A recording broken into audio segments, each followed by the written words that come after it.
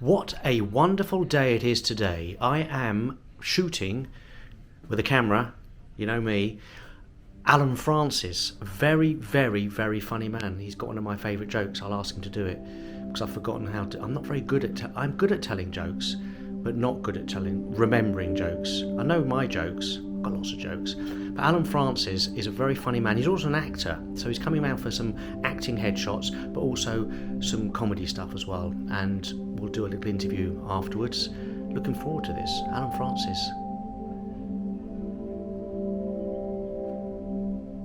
Yeah, wow, look, Alan Francis. Yeah. Hi, he's here.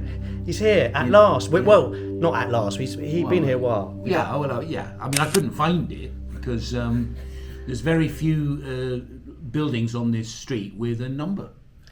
Yeah, a lot of them, they've got names. We even had They've got names. an Asian guy knocking on the door saying, "Is this person here?" Yeah. And we didn't know what he was talking about. We didn't know what he was talking about. He came to the door and we weren't sure if he wanted a meal or a... Well, there was a cafe next door which I pointed him towards, but that was wrong. But he did seem to suddenly the penny drop with him, didn't it? And he off he went. He realised that we weren't for him. He certainly didn't want a photo shoot.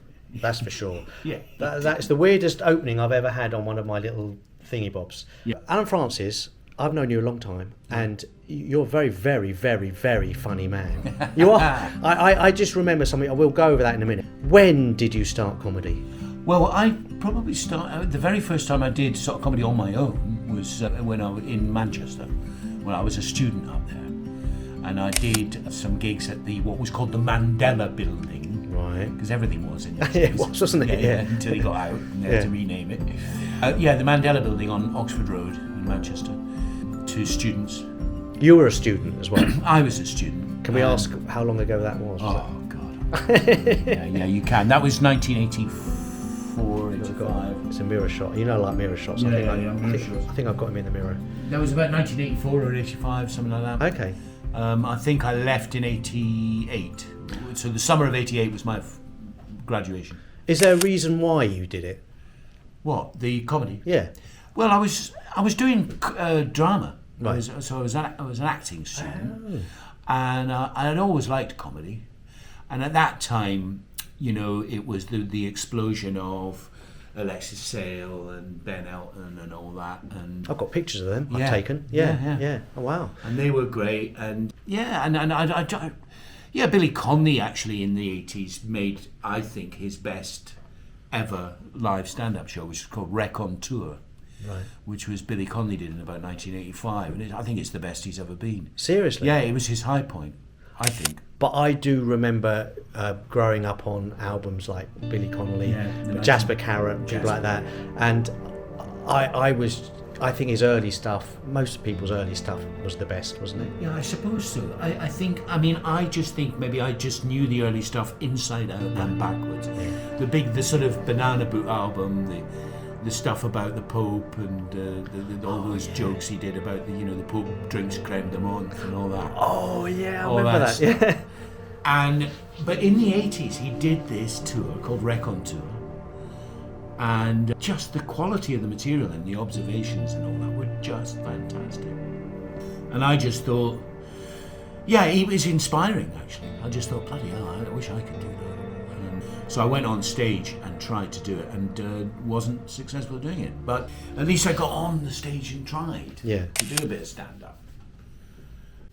Yeah, I did a bit at college. And then when I left college, I immediately got an acting job. So I went straight into acting. And I was away for quite a while, actually. Well, before coming back coming back to stand-up, I did a sort of 3-month tour of the West Country in Wales. And then I came to London and was unemployed and got a job, just a proper job working for a printer. The kind of jobs that don't exist anymore. I don't suppose anybody works for printers now. And then I got another with a theatre company. I did another couple of plays, and so it wasn't until 1990, which was a good few years later, where I thought, okay, I'll do an open spot now. And do you remember your first gig? Yeah, my first ever open spot was the King's Head in Crouch End. King's Head, Crouch End. Wow. That was my first open spot in London. Was Pete Gray? Was Hugh Thomas? And Pete, I interviewed Hugh Thomas in Montenegro when we came out for some pokers. 5 of us went out playing poker. Oh wow! And Hugh Thomas, Are you a professional poker player? No, but I'm pretty decent. Yeah, pretty good. But he was running it with Pete Graham. And Pete Graham, and I remember I used to do a routine about in those days about if Doctor Who was regenerated as a drunken Scottish guy, and he would just use the TARDIS to go back in time. So he could just keep getting last orders all the time, and it was some stupid joke about, let's just go back. It's 10 past. We'll just go back 20 minutes, get another pint, And I did that at the King's Head. He got a laugh. And Pete Graham told me that he wasn't there that night. But when I asked him for a gig, in his little book, because he writes notes on people. Hugh Thomas had written a drunken Doctor Who going back in time to keep getting last orders. He'd actually written that. He'd written the note of that gag down. Wow. So Pete Graham, because of that note, gave me a gig. Brilliant. Yeah, because in those days you could get gigs. You could go from open spot to professional gig fairly quick. Yeah. You can't do that now. I don't think. I mean. Well, I think there's different circuits now. There are open spot circuits. Yeah. We never had that. You would do an open spot at a professional gig. Yeah. If you did well, you'd get a 10. If you did well on that, you'd get your 20. Yeah. So I think there's just layers now. Too many more layers. It's like, and there's almost a bottleneck now, isn't there, where you get people who are quite good and they sort of get into the neck of the bottle with other people who are quite good, and they're. I mean, I can remember me benefiting, I suppose, in some ways from the fact that there was a lot of clubs out there, and there was a lot of demand for it, and there was a lot of audience wanting to see it, and there weren't quite enough comics to go around, really. So I think I was of a generation that, and you were funny, mate. I was funny. Yeah, I was funny. But I know what you're saying. But yes, I mean, I got used to the fact that I would do an open spot, and the guy would get his diary out and say, "Well, have you got a 20?"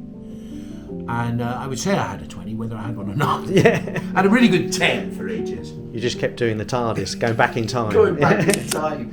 Doing the TARDIS. Yeah.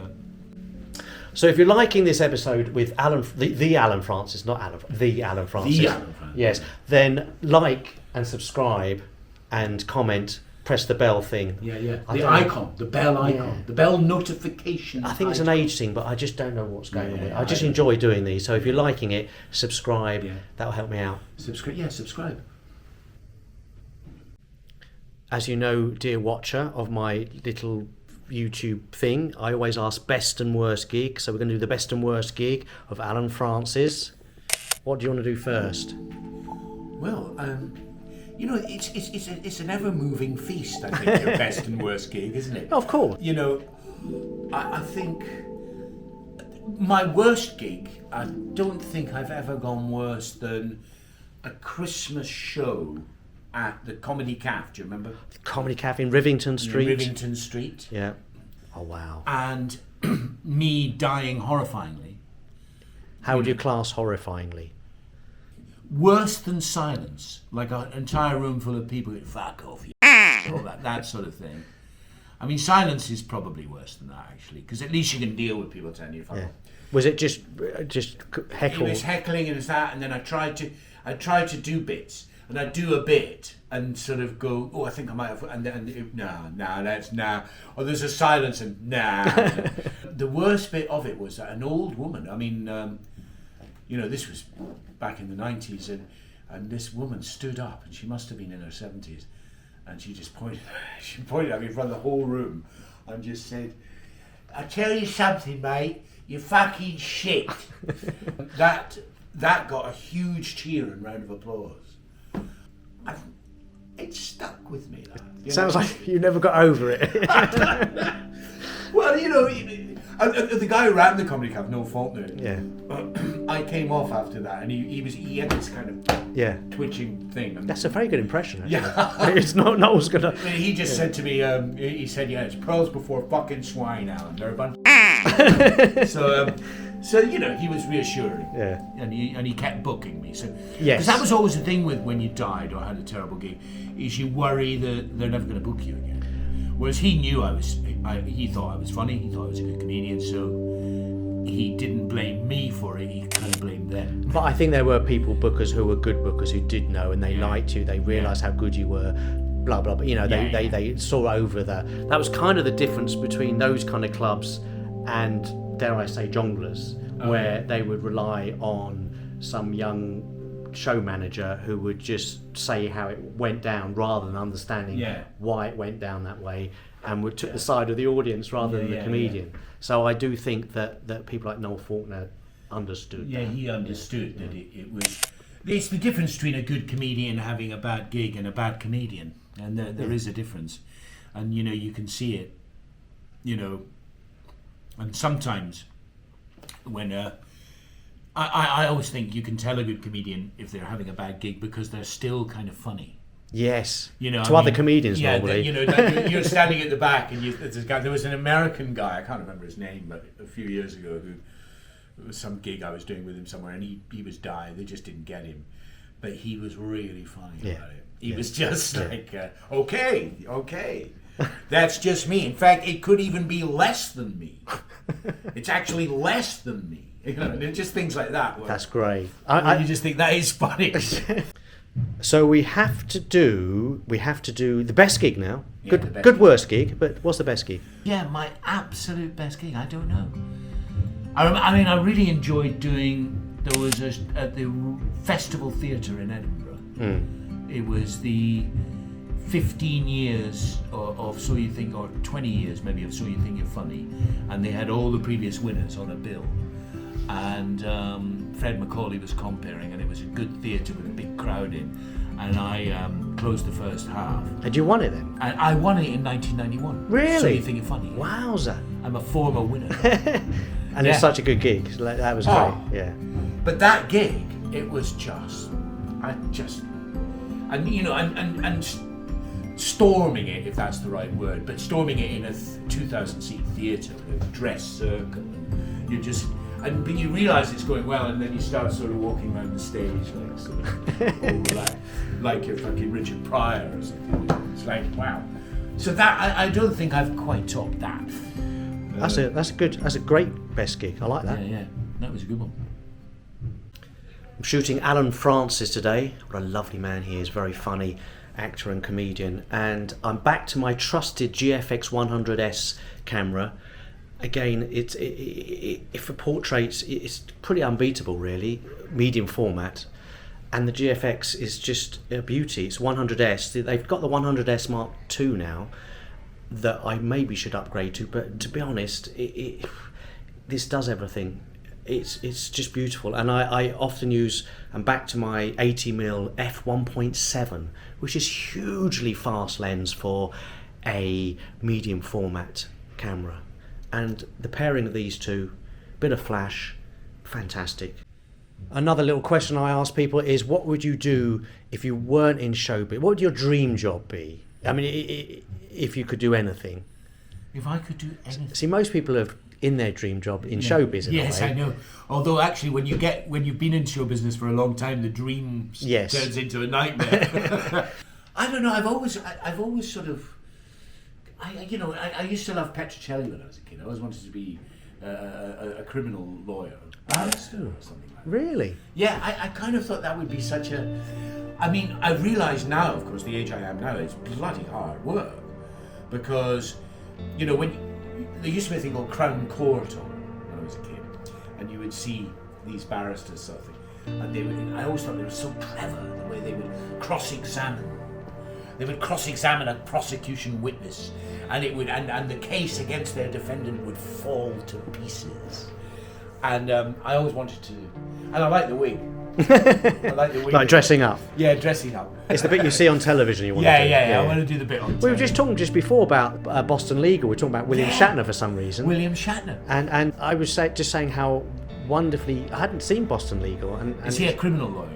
He's a criminal lawyer. Attorney. Yeah. Well, William Shatner is fantastic. In fact, funnily enough, I watched Judgment at Nuremberg last night, which is a great film. Spencer Tracy. Oh. Burt Lancaster. It's absolutely fantastic. But Shatner's got a little role in that. It's pre-Star Trek. I mean, I think the film was made in 1961. So so Shatner's obviously an up and coming, very good looking. Really? Yeah. Really good looking William Shatner. But still talking exactly the same as ever. But somebody must have thought, I need a captain of a starship who talks like that. That's fine. You're quite good at impressions, aren't you? Do you do it because acting wise, or you just hear the noise, have voices? I'm not really an impressionist. There's the odd one I can do. I used to do like Roger Moore and Sean Connery and things like that, and Ronnie Corbett, and but I'm not an impressionist, and I've never called myself an impressionist. But who did that? Was Mike Hale who did it in the Chip Shop. Oh, that was in the Chip Shop. Yeah. I used to do Roger Moore playing pool in a pub, going, I think you'll find I'm on yellow. And it was like because the idea behind the gag was he had a gun, and if you got a gun, you're hard. So he could walk into the roughest pub in London, and some guy would be like, "Who are you? You fucking." I think you'll find I'm next on the pool table, and he'd take his gun out. Right. And I used to do a gag about Sean Connery, doing lots of different accents. Like my name is Ramirez, I'm from Madrid. Just Which is exactly what he just does the same accent. The Irish cut top of the morning tea. All that sort of thing. That's great. I love that. Have you got a favourite joke, either of yours or of someone else's, that you remember? One of my favourite jokes is a joke which the guy who goes into the old man who's starting to suffer from senile dementia. Him and his wife go into the pub, and the barman's like, "Tam, I haven't seen you for ages. Where have you been?" And the old man's like, "Eh?" He's like, "Where have you been, Tam?" And he's like, "Oh, where have I been?" He's like, "Yes. Where have you been? Were you not on your holidays? Were you not on your holidays?"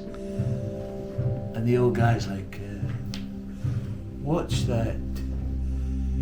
What's that green stuff that grows up the side of walls?" And the barman's like, "Ivy." And the old guy turns to his wife and goes, "Ivy, where was it we went tonight?" Very good. That's like that joke. But that's a really good joke. I was trying to think of, because one of my favourite jokes was one of yours actually. It's about going into an art gallery. And it was Invisible Sculpture. Yes. How did that go? That was I remember watching you thinking that's just genius. Yeah, I used to do a joke about that. I haven't done that for a long time. But I used to do a joke about going to an art gallery, and they had this thing there, invisible sculpture, and there's nothing there, and and you're just looking at the nothing, and just sort of thinking this is so pretentious. And there's a plaque on the wall that says invisible sculpture, and in brackets underneath, on loan from a private collection. So I thought, fuck that. So I nicked it. So I phoned up the gallery and said, "I've got your invisible sculpture, you bastards."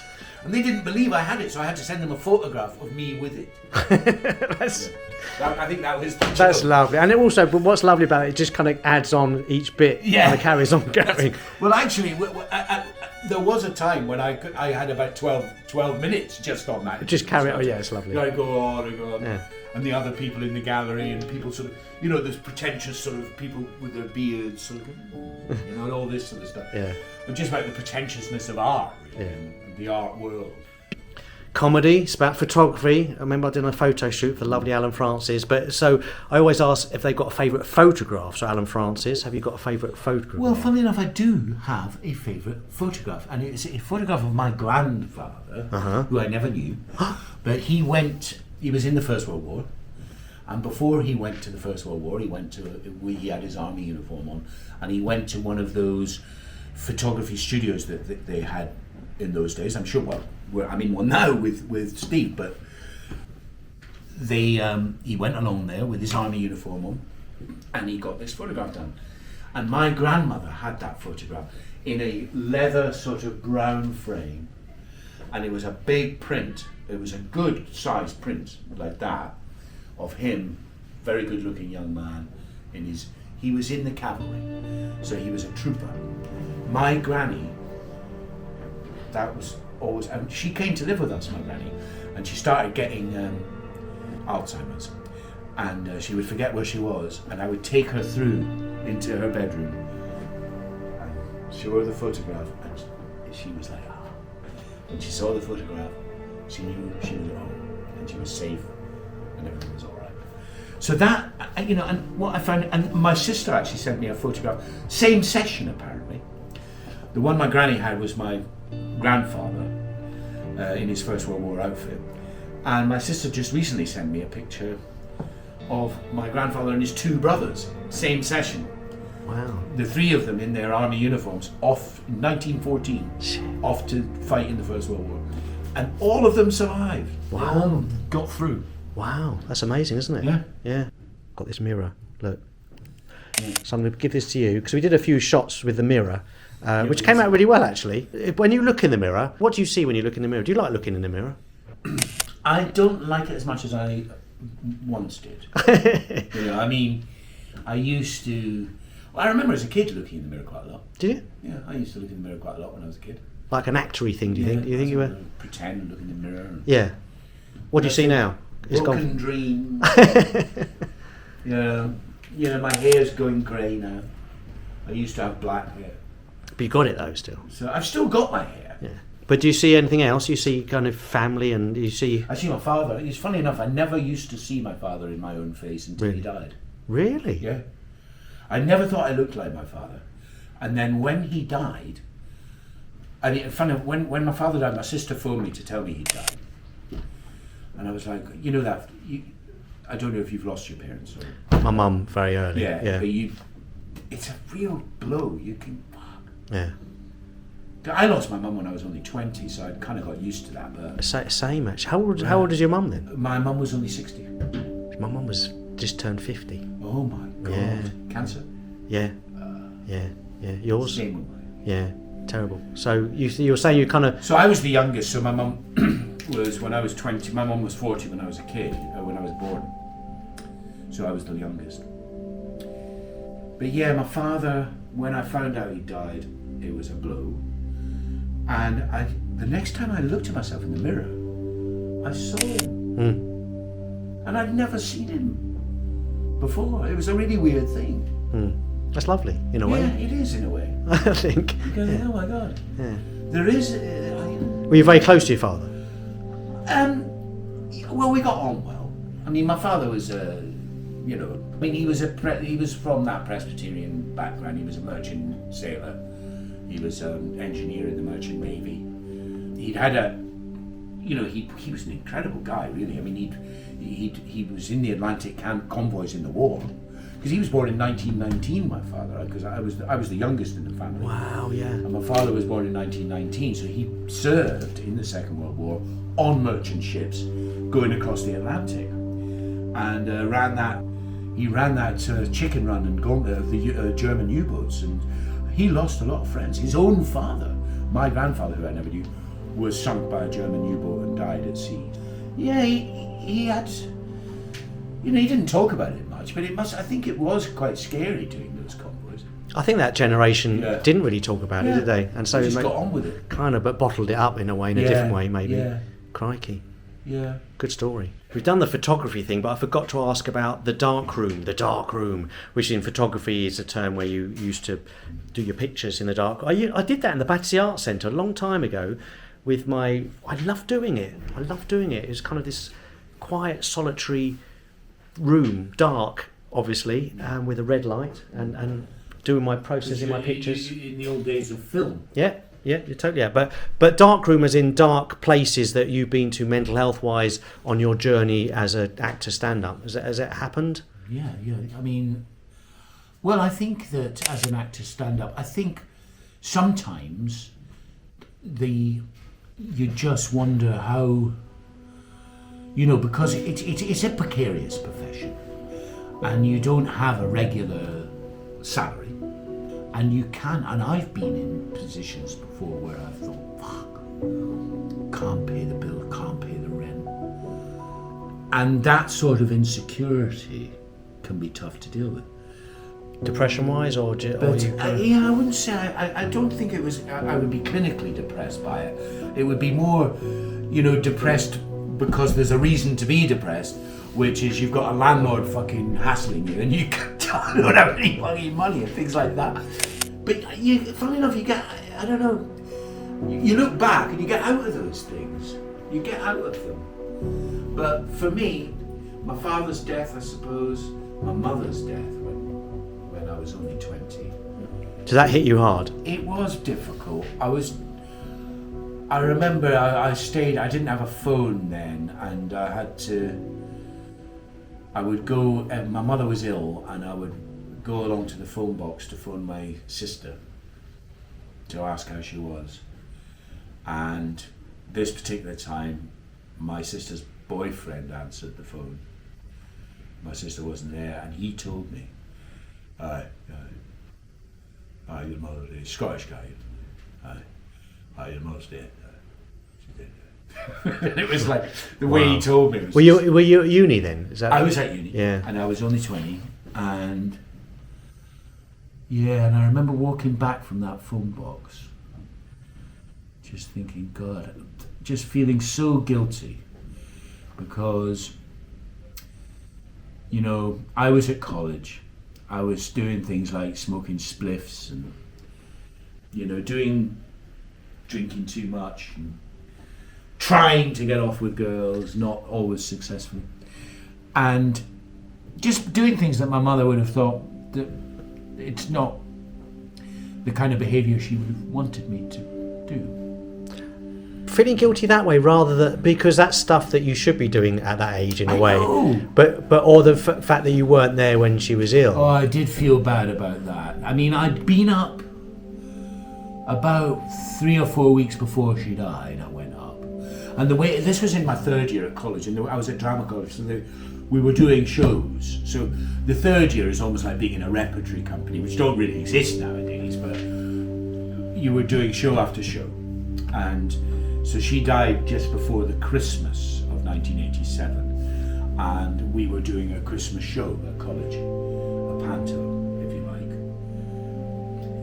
I had quite a fun part in it and all that, and I had to leave. I couldn't do it. So I sort of went back up. There was about 3 or 4 weeks of the term to go. I went back up, I helped my father with the funeral, blah blah blah, and I stayed there until the January. And when I came back to college in the January, and just got on with it. But it was a miserable time. Yeah, it's massively tough at that age. Yeah, sounds very very similar to me. Yeah, mine is that. But I was actually on stage in a children's theatre show, Garfield the Cat. And it was the weirdest, because I'd been at home all the time when my mum was ill, and my brothers had been away at uni and moved away, so I was going to the hospital nearly every day seeing my mum. But when she actually died, I was away, which was massive. And I remember on stage before, and I had a mouthful of ulcers. I mean, it was just, I couldn't speak hardly because of all the stress, and it was a really and after that I had lots of panic attacks. I mean, after that was even worse in a way. Yeah. The other thing I forgot to ask about, I didn't notice you wearing watch. Do you wear a watch? I do wear a watch. Oh, because I do a watch thing. I've spoken about my watch. I've got this the Van Doren beautiful blue watch. Watch. It's very nice. It's kind of dress watchy thing. It's so blue. I remember seeing this thinking, this is the beautifulest blue I've ever seen. Go to my eyes. Not quite, because this is even bluer. But on a sunny day, my eyes go quite blue. And the face of this is just beautiful. It's a Van Doren. I'll put the links below. This is a Norwegian brand. I hope it's Norwegian. I'm pretty sure it is. I don't know why I hope it is, but I'm pretty sure it is. And this dial is really thin. It is quartz movement, so they've managed to get it. So it's very, very accurate. It's just wears so lovely. Van Doren. What are you wearing? Is that? Well, this is, funnily enough, it's Saint Honor. A who? Saint Honor. Yeah. Which is it's Swiss made. Yes. Wow. It's not a hugely expensive watch, but I just really like it. It's quite petite, isn't it? It's a dress watch. Yeah. It's a dress watch. It's very thin. It's a good movement, but it's quartz. Yeah. So it's not a mechanical watch. So you know about stuff like that. The amount of people I've had on know nothing about watches, but I've been quite obsessed with, as you know from this channel. Is that mechanical? This one isn't, but I've got lots of mechanical ones. Funny enough, I'm selling a watch at the moment. I mean, I don't know if you're interested in it, but I have I'm not sure if you're familiar with a Swiss watchmaker called Jaeger-LeCoultre. Whoa. Right. Oh, you got one of them? I've got one of them, and it's a 1965 Jaeger-LeCoultre Geomatic, Right. which is a very nice watch. The Geomatic was the precursor to the modern Jaeger-LeCoultres that they have now, which, I mean, they cost about £5,000, Yeah. the new ones. Yeah. But this one I've got is probably worth a couple of grand. But I'm thinking of getting rid of it because it just sits in my bedside drawer. That's the problem. And it's in lovely condition. It's a beautiful watch. Beats 8 beats a second, the thing going round. I took it to an auction house a while back, and the auctioneer was like, "Oh, fucking hell, we want to sell this, we love this." And he said he'd put a reserve of £2,000 on it, but he said it would probably go for more because you get these collectors who go, "Ooh, I want Yeah, that." yeah. Oh, there's a big thing in collecting at Yeah. the moment. So selfie time, and I can never quite get this. You've got to look into here. Now. Where do I look into your camera? Yeah.